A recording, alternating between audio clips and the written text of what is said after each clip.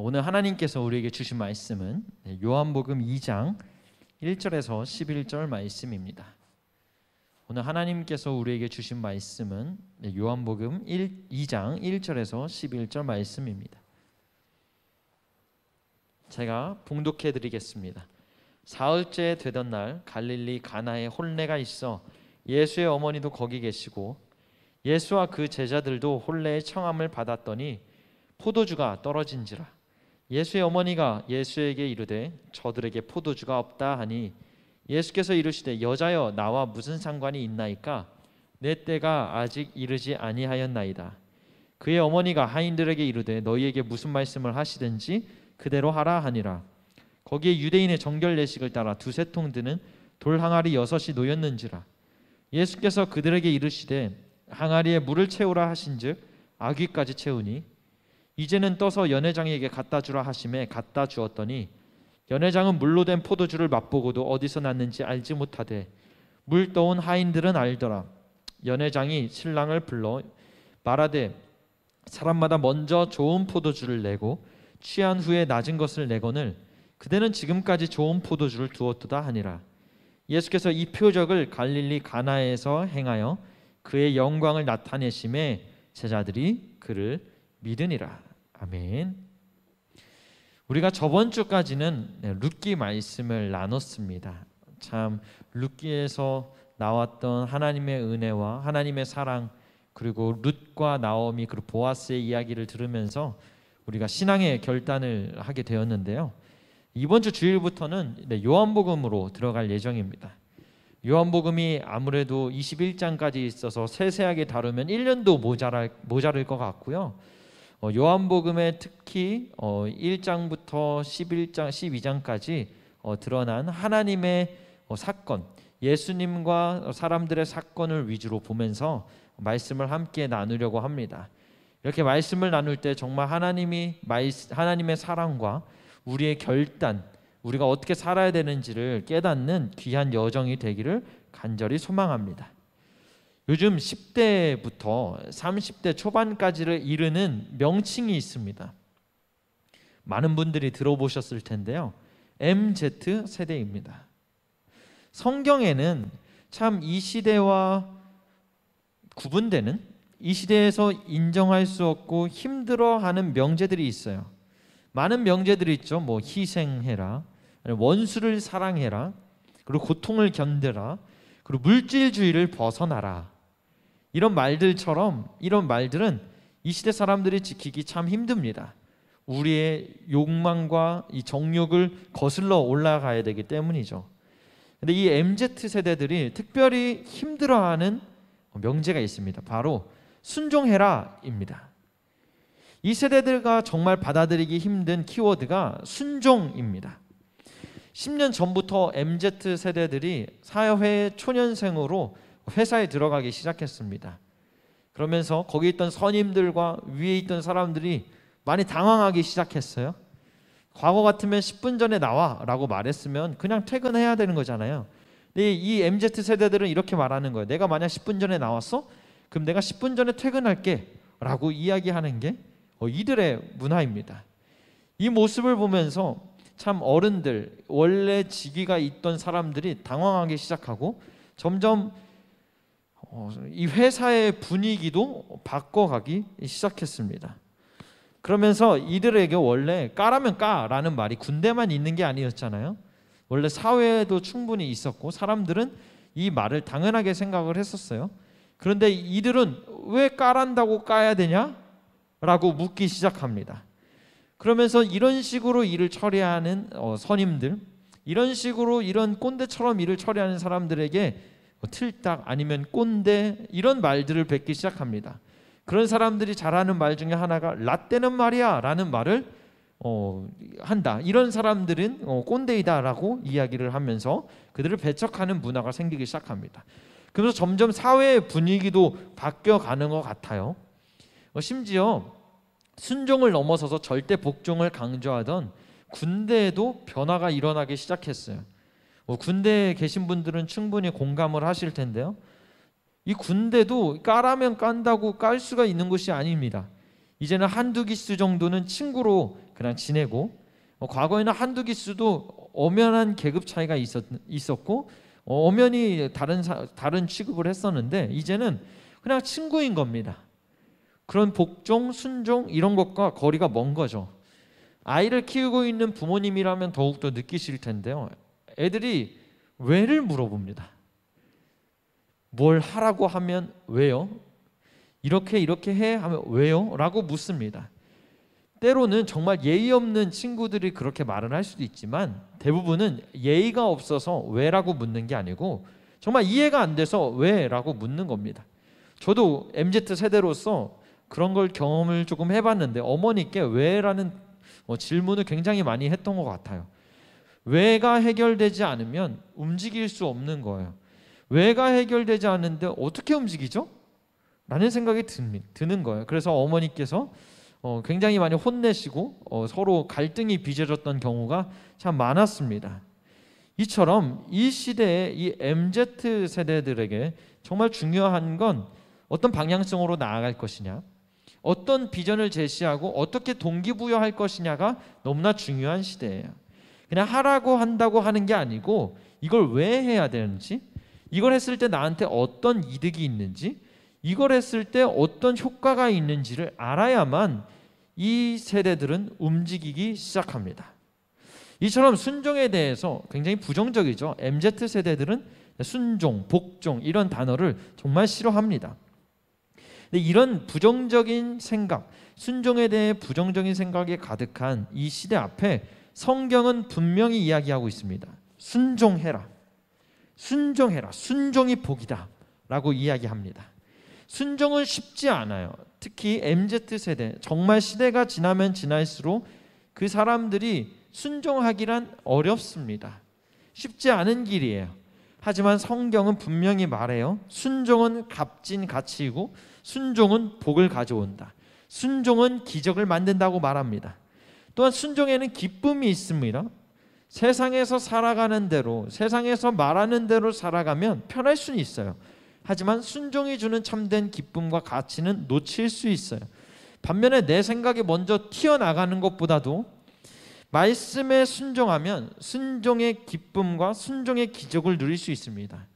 오늘 말씀을 통해서 단순히 세상에서 똑같이 살아가는 여러분들이 아니라, 세상에서 말하는 대로 그냥 그렇게 살아가는 여러분들이 아니라 말씀이 말하는 대로 살아가는 여러분들 되시기를 소망합니다. 시대의 조류는 절대적이지 않습니다. 순종을 좋아하는 세대가 있는 반면에 순종을 싫어하는 세대도 있는 거예요.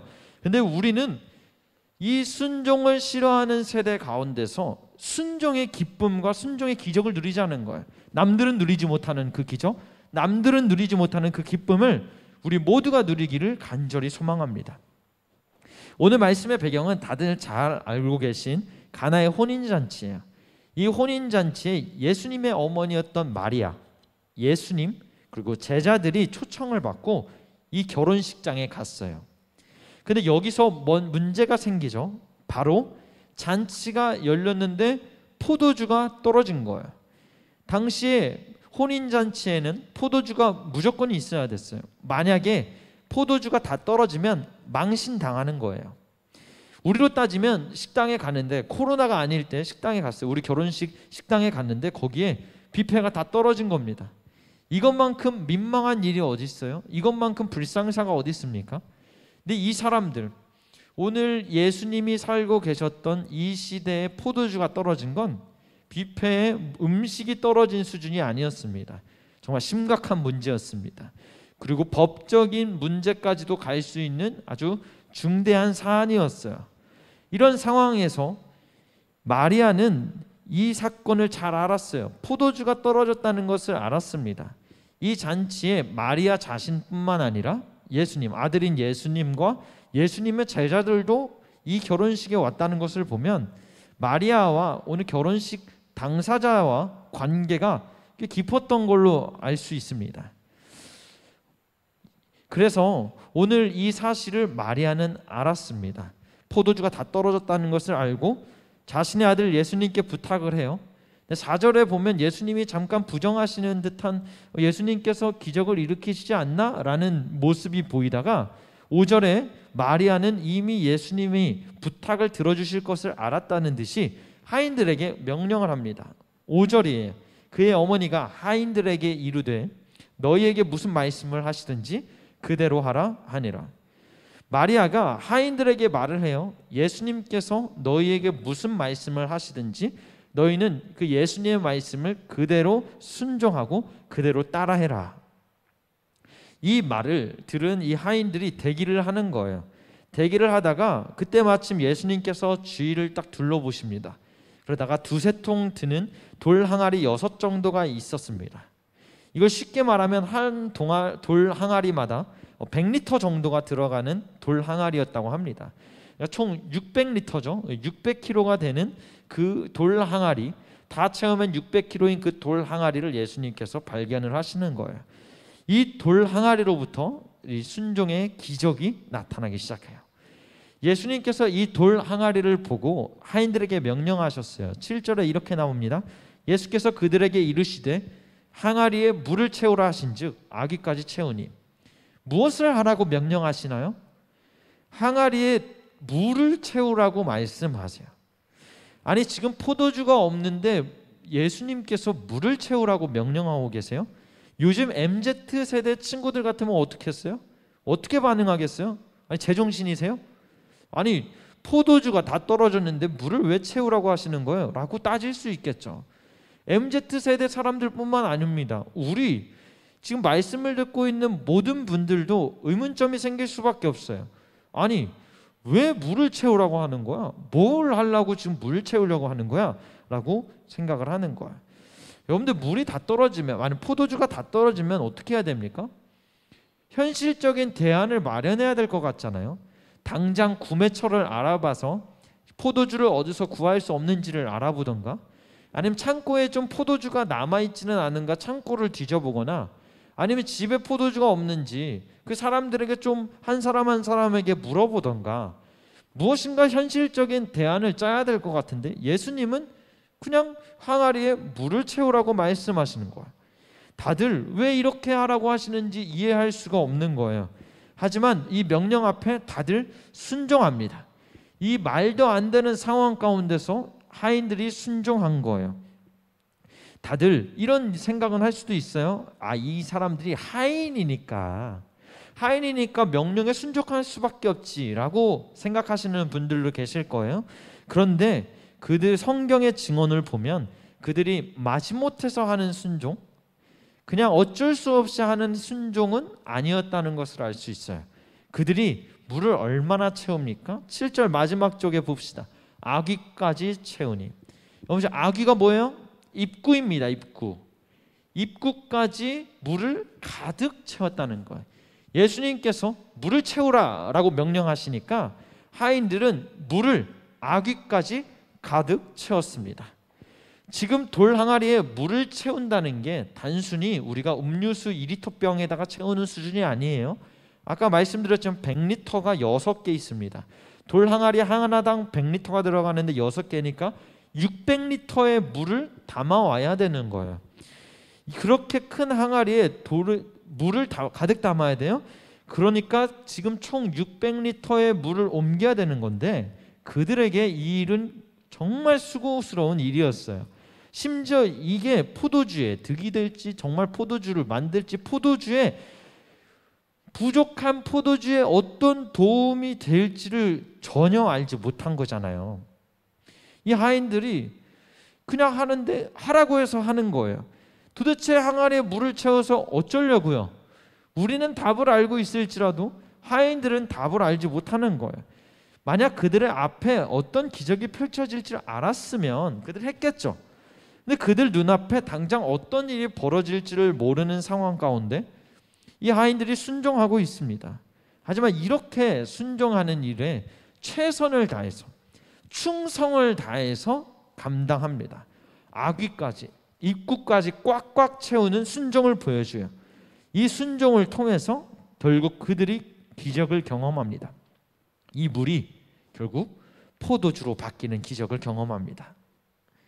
예수님의 명령은 여기서 끝나지 않아요. 8절에 이제는 떠서 연회장에게 갖다 주라 하심에 갖다 주었더니, 연회장은 당시에 힘이 있던 사람이에요. 사람들이 다들 알아주던 사람이었고 명예직이었죠.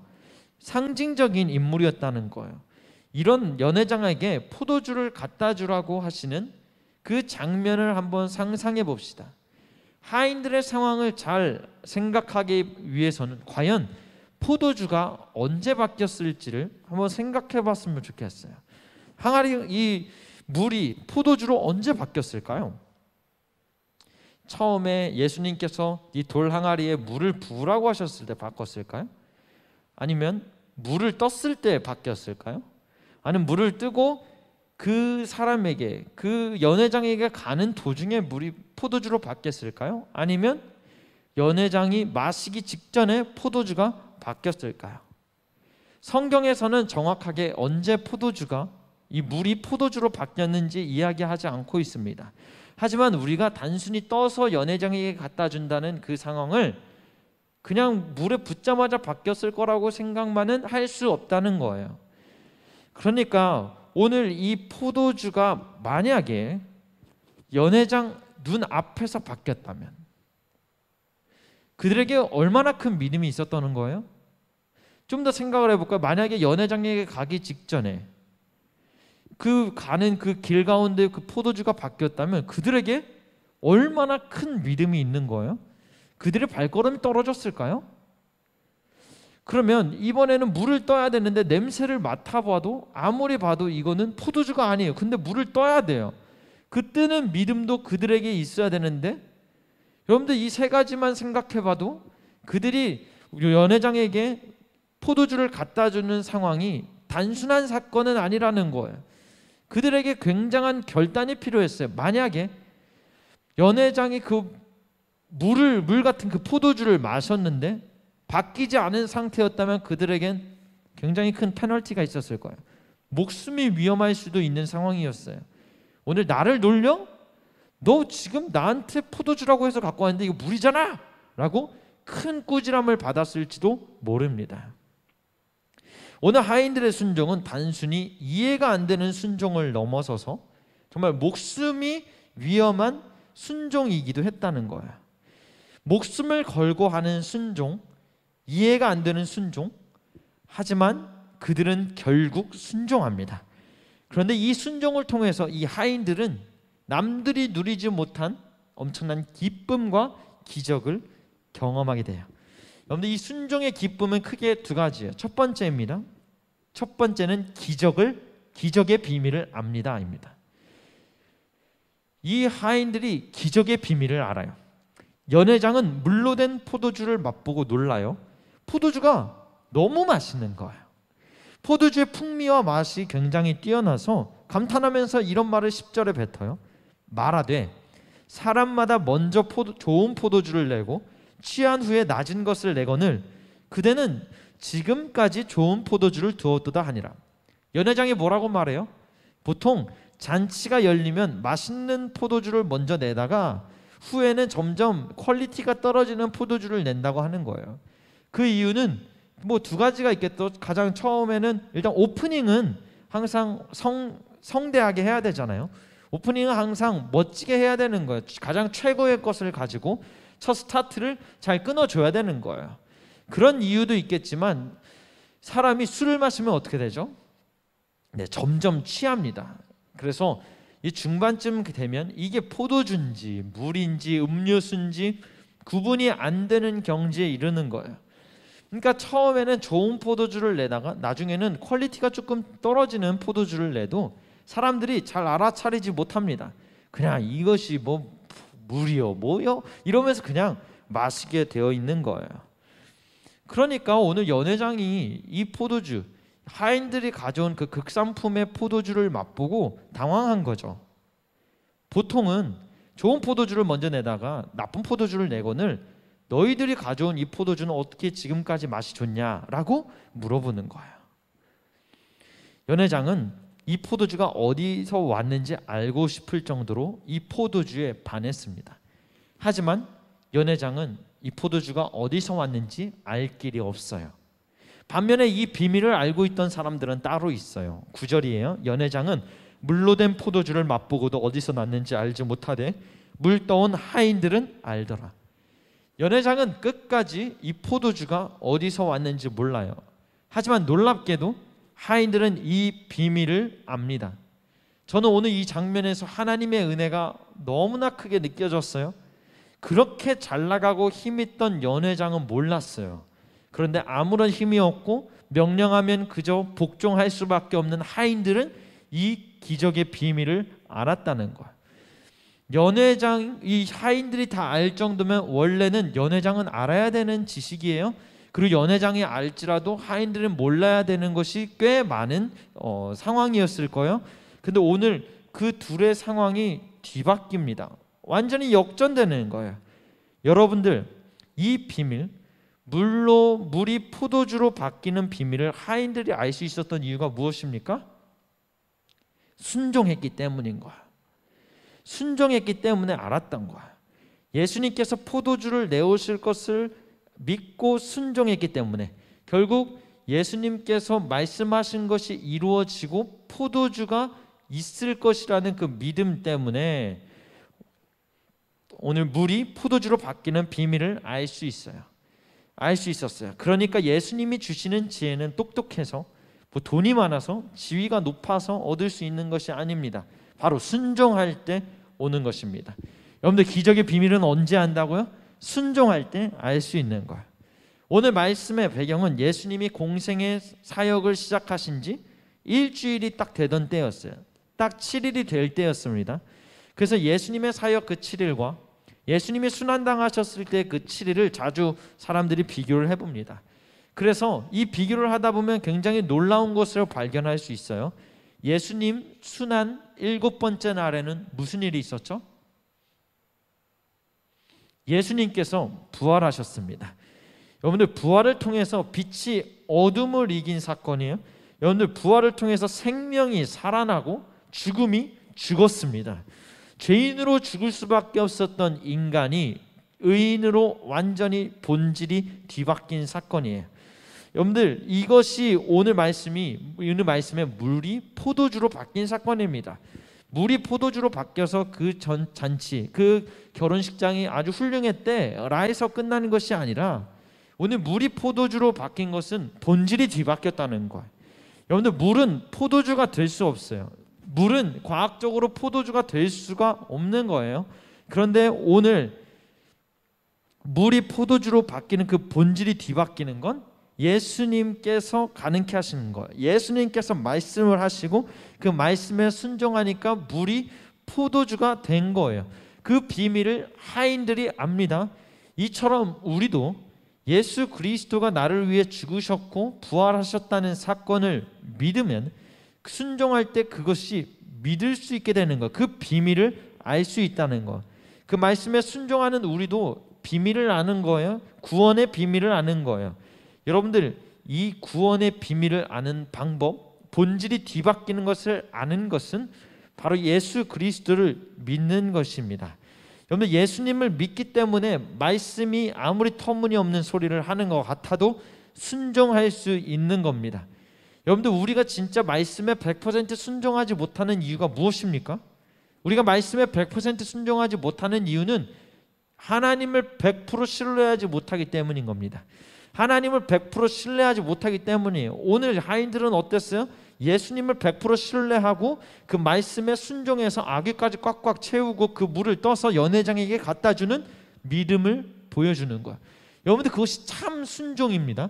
참 충성이에요. 그 가운데서 그들은 기적의 비밀, 어떻게 해서 이 기적들이 일어나는지, 이 기적이 어떤 의미인지를 그들은 알 수 있었던 겁니다. 우리도 순종할 때 예수 그리스도께서 나를 위해 죽으셨고 다시 사셨다는 그 기적의 비밀, 내가 구원받은 그 기적의 비밀을 알 수 있는 겁니다. 여러분, 이처럼 순종은 우리에게 기적의 비밀을 알려줘요. 오늘 이들에게, 이 하인들에게는 물이 포도주로 뒤바뀌는 기적, 우리에게는 구원을 받는 기적. 세상 그 어떤 사람도, 연회장과 같은 사람들, 세상에 권위가 있고 지혜가 있고 똑똑한 사람들일지라도 순종하지 않으면 이 지혜 모릅니다. 이 비밀을 알지 못해요. 하지만 아무리 부족할지라도, 아무리 연약할지라도, 사회에서 소외받고 천대받는 사람일지라도 순종하면 이 기적을 압니다. 구원의 비밀을 압니다.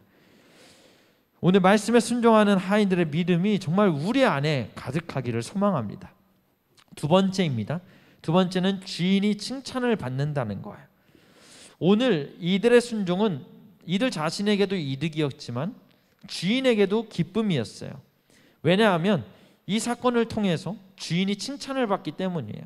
10절입니다. 말하되 사람마다 먼저 좋은 포도주를 내고 취한 후에 낮은 것을 내거늘 그대는 지금까지 좋은 포도주를 두었도다 하니라. 연회장이 신랑을 불렀습니다. 신랑을 불러서 이런 얘기를 하는 거예요. 아니 원래는 좋은 포도주 내다가 안 좋은 포도주 내는 게 평범한 상황이잖아요. 근데 어떻게 지금까지 좋은 포도주가 이렇게 있어요? 라고 하면서 오늘 주인을 칭찬해주고 있어요. 사실 신랑은 영문을 모르고 칭찬받고 있는 줄도 모르겠어요. 보통 결혼식장에 들어가면 신랑들 신부들이 정신이 없죠.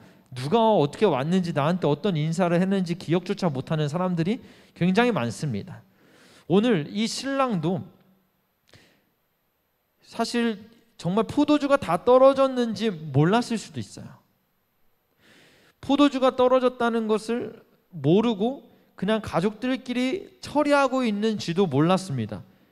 그런데 연회장이 신랑을 불러서 신랑이 칭찬을 받는 거예요. 왜냐하면 자신들의 하인들이 예수님께 순종했기 때문이에요. 순종은 주인이 칭찬을 받도록 하는 거예요.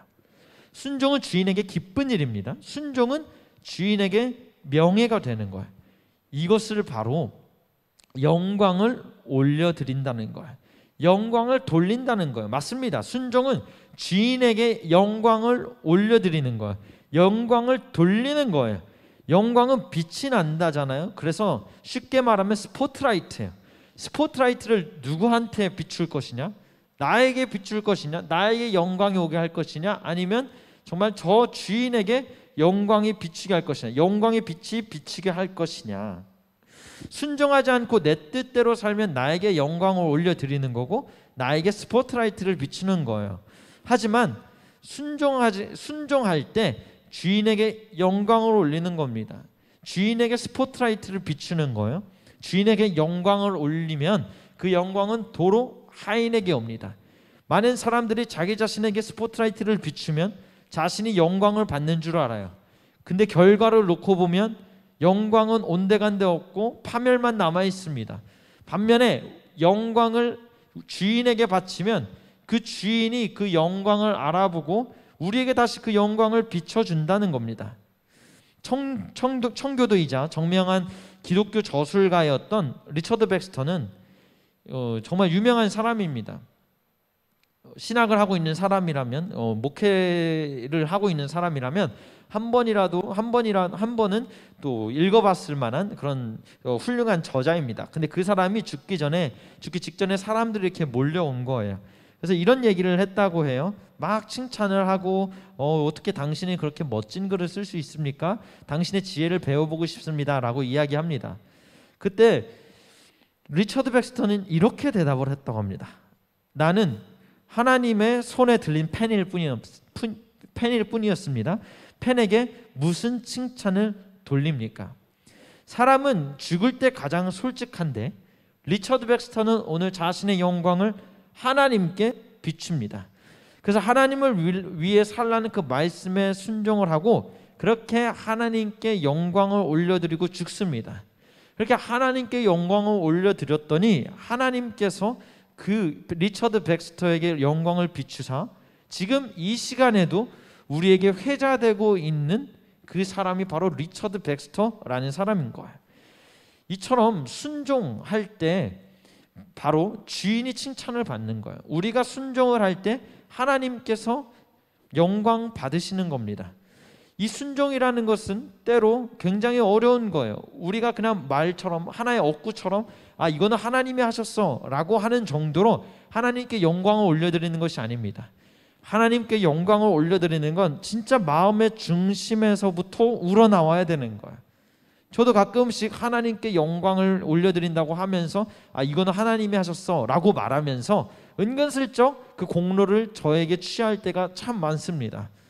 정말 하나님이 하셔서 하나님께서 모든 걸 하셨다는 100% 마음이 아니라 그 마음 속에 내가 영광 받고 싶고 은근슬쩍 내가 자랑하고 싶은 그런 욕구들이 껴있는 것을 발견해요.